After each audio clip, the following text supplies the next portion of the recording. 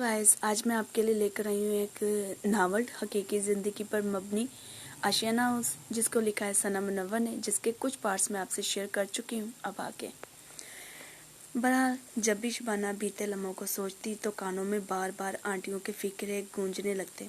ना चाहते हुए भी मन में मुख्तलिफ वसवसे पैदा होना शुरू हो जाते कि शायद वाकई मुझे कचरे के ढेर से ही उठाया गया है, जो सब मेरे रंग रूप को लेकर इतना सताते हैं। वो बीते लम्हे, वो बातें शबाना को बागीपन की ओर खींच रही थी। तो जनाब, बागीपन का नतीजा ये निकला कि शबाना का तकरीबन सब रिश्तेदारों से मिलना मिलाना बहुत कम हो गया। सबसे किनारा करके शबाना ने अपने घर के तमाम अफराद और दोस्तों के साथ ताल्लुक जोड़ लिया।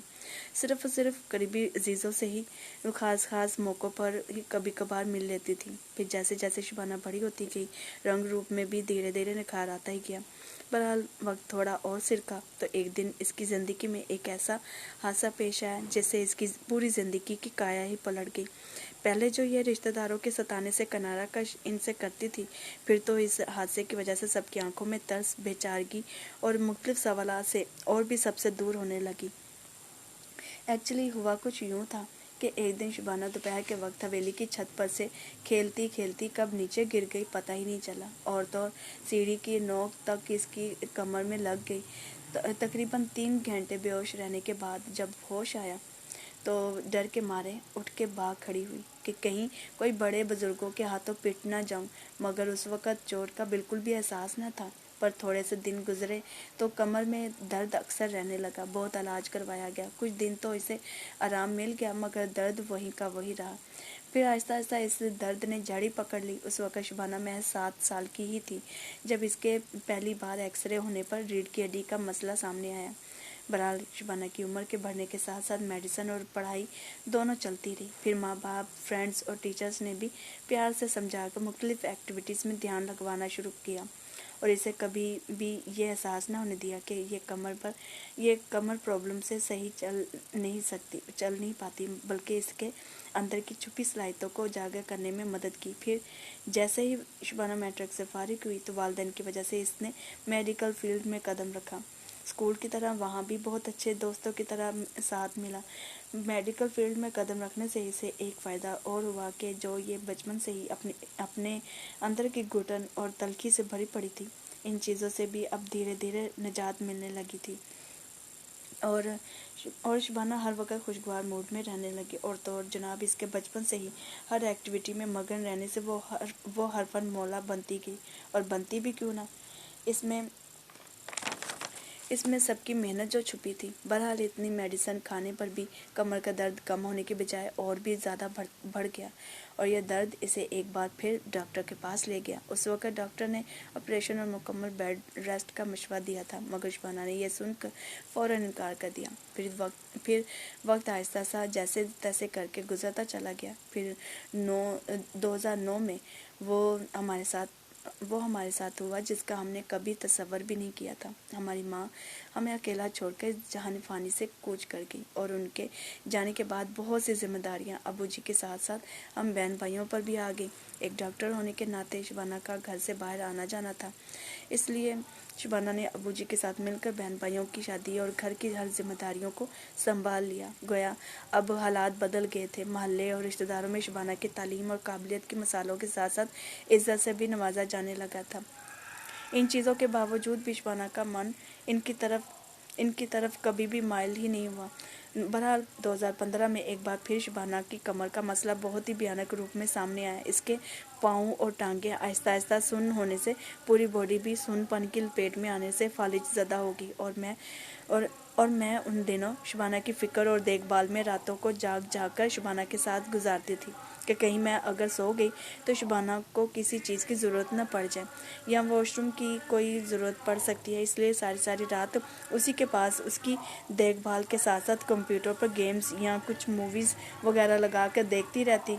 क्योंकि फालिज ज़दा बॉडी होने की वजह से चलने फिरने से भी मजबूर होकर शबाना बेड से जुड़ गई थी।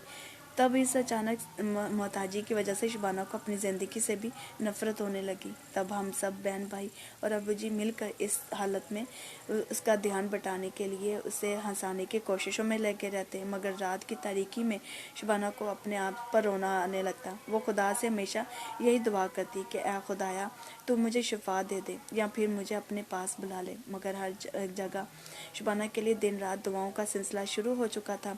लेकिन इसके बावजूद दवाओं से कुछ भी अफाका नहीं हो रहा था, बल्कि दिन ब दिन हालत मजीद बिगड़ती ही जा रही थी। तब उन दिनों शबाना अपने आप को जब भी देखती तो उसका दिल करता कि खुदकुशी कर लूं ताकि इस मोहताजी से हमेशा हमेशा के लिए जान छूट जाए, मगर खुदा ने तो शायद शबाना के लिए कुछ और ही सोच रखा था। वैसे तो ये हर रोज़ दर्द में मुब्तला रहती थी, मगर इतनी शदीद दर्द में कभी भी मुब्तला नहीं हुई जो बर्दाश्त से बाहर हो जाए। बहरहाल उस रात 2:45 का वक्त था जब इतने शदीद दर्द ने इसके आंसू तक को निकाल दिया।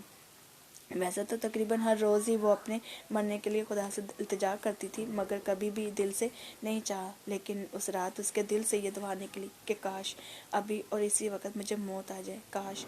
और दुआ करते करते कब वो नींद के आलम में चली गई और कब सपनों की वादी में खो गई पता ही नहीं चला। और वो सपना आज भी उसे अच्छे से याद है। उसने देखा कि एक हॉस्पिटल जिसको शबाना ने अपनी ज़िंदगी में पहले कभी नहीं देखा था, वहाँ स्ट्रेचर पर एक बॉडी को बाहर लाया जा रहा था और वहाँ जमा तमाम अफराद सफ़ेद लिबास पहने रो रहे थे। जब शबाना ने उस बॉडी की तरफ ध्यान किया तो वो उसकी ही बॉडी थी। कुछ दिन तो लगातार यही सपना आता रहा। फिर एक रात इसी टाइम पर दुआ करते करते खुदा ने शबाना को एक बार फिर वही सपना दिखाया, मगर इस बार खुदा ने अपनी रहमत और मोहब्बत उस पर अया की और उसे बताया कि मत घबरा, जैसे मैं पैगंबरों, नबियों और तमाम मखलूक़ात के साथ हूँ और हमेशा रहूँगा, वैसे ही मैं तेरे भी साथ रहूँगा। तू मेरी बेटी है। इसके बाद उसी हॉस्पिटल में उसी तरह से कुछ लोग स्ट्रेचर पर बॉडी को लिए आ रहे थे, मगर इस बार इस सपने में शबाना उठ कर बैठी थी। ये देखते ही उसकी फ़ौरन आँख खुल गई। इस ख्वाब के तीसरे ही दिन हकीकत में शबाना उसी हॉस्पिटल में नईम और मेरे साथ गई, जिसको शबाना इतने दिनों से अपने सपनों में देख रही थी।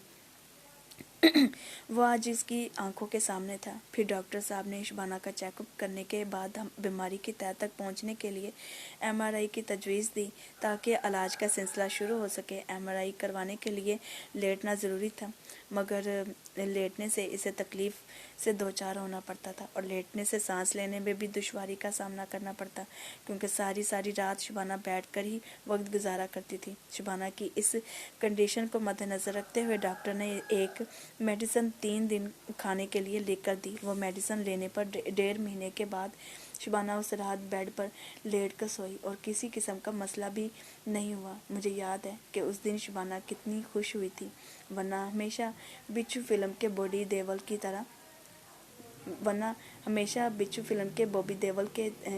देओल की तरह बैठी बैठी सोती थी। उस रात शबाना के साथ साथ मैंने भी खुदा का लाख शुक्र अदा किया, क्योंकि मुझे बहुत तकलीफ़ होती थी उसको ऐसी हालत में देखने से। इसलिए मैं तो दिन रात बस खुदा से यही दुआ करती रहती थी कि खुदा उसको शिफा दे दे। मुझसे इसकी ये हालत नहीं देखी जाती। कोई मौज़ा ही कर दे, कोई तो रहमत का फरिश्ता बनाकर भेज जिसके ज़रिए से शबाना ठीक हो सके। मुझे याद है कि जब शबाना को संभालते वक्त मुझे अपनी पूरी ताकत लगानी पड़ती, उसकी करवट बदलाते वक्त, उसको नहलाते वक्त वगैरह। अगर शबाना खुद मेरा साथ न देती तो शायद मैं कभी भी अकेली शबाना को संभाल ही ना पाती, क्योंकि कभी कभी तो मेरे आंसू ही निकल आते थे। जब ताकत नहीं लगा पाती थी तो मैं तब लगा पाती थी। बाकी की कहानी अगले पार्ट में। Thank you.